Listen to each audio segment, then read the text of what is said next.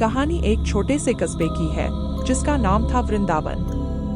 कस्बे के किनारे पर एक पुरानी हवेली थी जिसे लोग शैतानी हवेली कहते थे।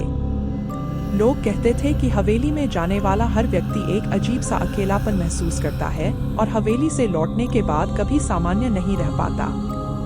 एक दिन एक युवा लेखक कबीर वृंदावन आया। उसे डरावनी कहानियां लिखने का शौक था। उसने शैतानी हवेली के बारे में सुना और उसकी जिज्ञासा बढ़ गई। उसने तय किया कि वह खुद उस हवेली की सच्चाई का पता लगाएगा और वहां का अनुभव अपनी कहानी में लिखेगा। रात के समय अपने नोटबुक और टॉर्च के साथ कबीर हवेली की ओर निकल पड़ा। हवेली के पास पहुंचते ही उसे एक अजीब सी ठंडक महसूस हुई। दरवाजे को धीरे से खोलते ही एक ठंडी हवा का झोंका आया। अंदर का माहौल बहुत ही डरावना और खामोश था। उसने अपने कदम सावधानी से आगे बढ़ाए और हवेली के हर कोने को देखने लगा। अचानक उसे एक कमरे से हल्की सी आवाज सुनाई दी। उसने धीरे से कमरे का दरवाजा खोला और देखा कि वहां एक पुरानी कुर्सी पर एक छाया बैठी थी।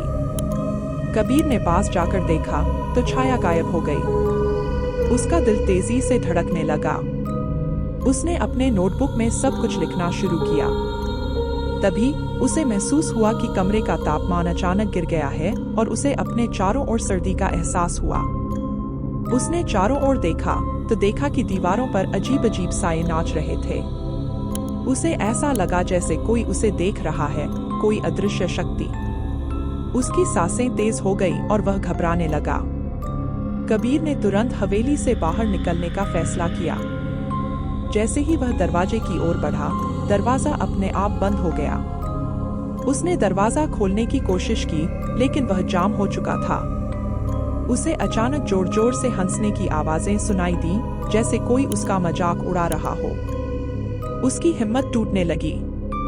तभी दरवाजा खुद ब खुद खुल गया और कबीर तेजी से बाहर भागा। बाहर आकर उसने महसूस किया कि वह किसी भयानक सपने से बाहर आया है। उसने कस्बे के लोगों को अपनी आप बीती सुनाई, लेकिन ज्यादातर लोग उसकी बातों पर विश्वास नहीं कर पाए।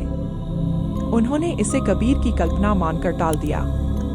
उस रात के बाद कबीर ने कभी भी उस हवेली की ओर कदम नहीं बढ़ाया। शैतानी हवेली का रहस्य आज भी बना हुआ है और कस्बे के लोग आज भी उस हवेली से दूर रहते हैं।